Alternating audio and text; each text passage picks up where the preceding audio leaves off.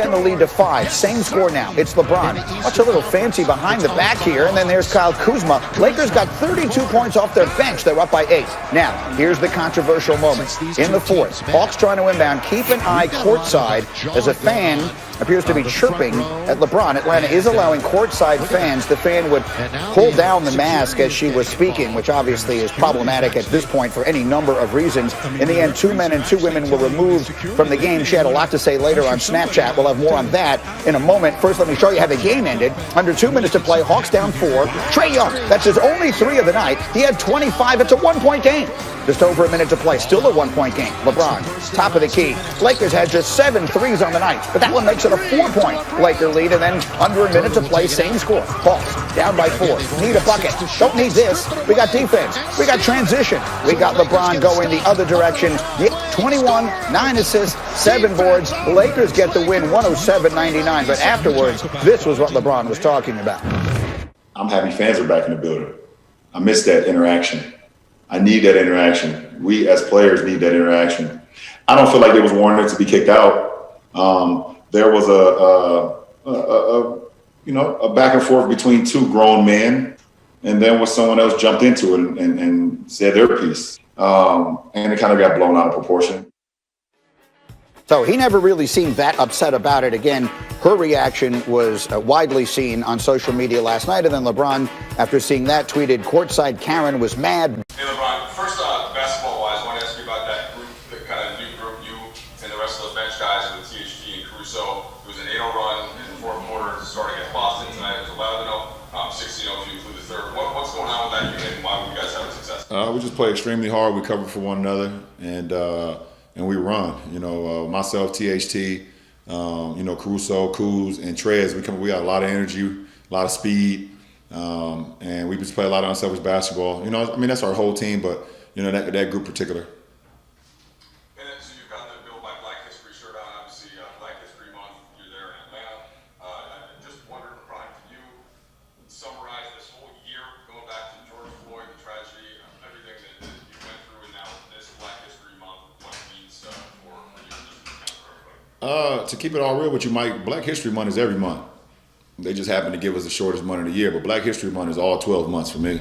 We celebrate Black excellence every single day of the year, 365 days, and go around my household and around the group of people I'm around. So, I love the fact that we get to celebrate it for a full month, and people, that may not know about it kind of come together and things. But at the end of the day, I celebrate Black excellence every single day, and Black History Month, I would say, is Black History Day. 365 days of the year, 66 on the leap year. So that's just how we rock around here, and but it's cool to get it started now, and we'll just keep it going throughout the rest of the year and January of 22. Are you feeling any more recognition of everything you just talked about this year? I don't live my life trying to gain recognition for anything. You do what's right, you call out what's wrong, and you go from there.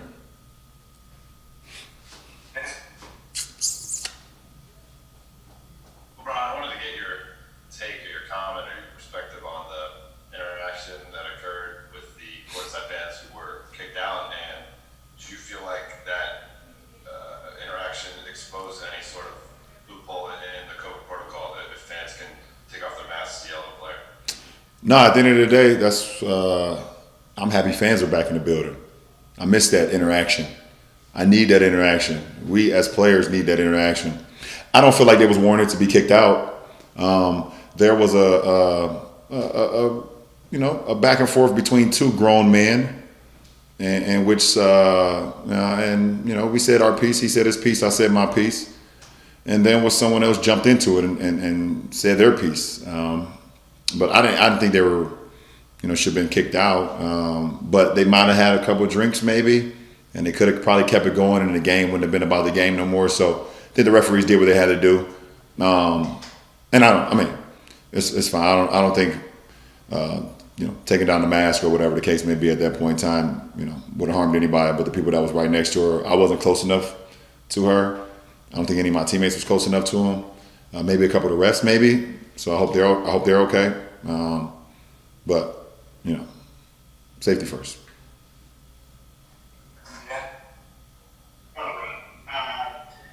Dan, you look like you about to ask me. You like you're ready to fire off. Well, it strikes me.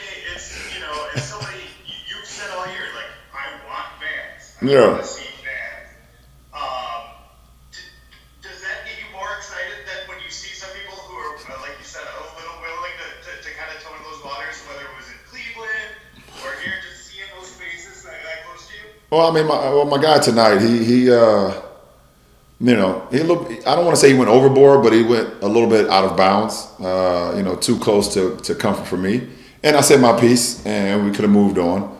But I think it was so close to the officials. I think the official heard it as well, what he had said. And it kind of got blown out of proportion. It's just like sometimes on the floor when two guys get into a scuffle, or get into a little like jostling, the refs come and try to break it up really fast, and it looks like it's bigger than what it really is. That's what it pretty much was tonight. But the difference, we're on the court and we're not having any alcoholic beverages. So they might have had some alcoholic beverages on the side. So it made them feel a little tougher than what they really are, I would say.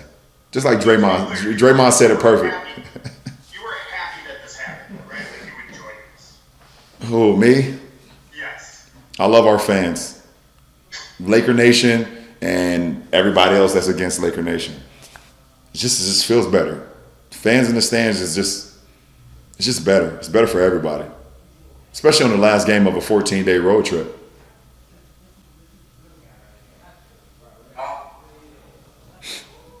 Hey, LeBron, I'm gonna have to have an alcoholic beverage after this. Me too.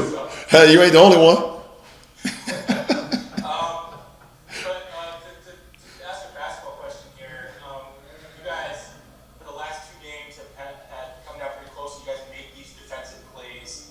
How much pride do you take in sort of reinforcing the defensive identity you guys had last year in these close situations? No, I take all the pride. Listen, man, I take just as much pride on the defensive end than I do on the offensive end. Things that you cannot control on the offensive end if you shoot the ball well. Sometimes the ball don't go in for you.